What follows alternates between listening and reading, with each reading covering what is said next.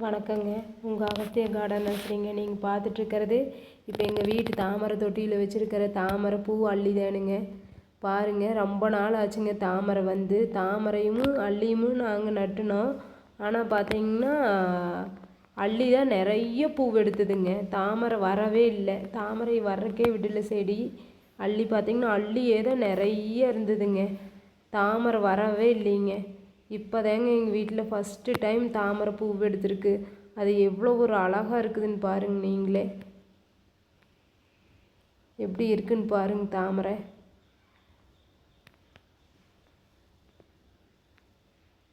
எவ்வளோ ஒரு அழகாக இருக்குன்னு பாருங்கள். என்ன கலர்? ரெட் கலரில் இருக்குங்க.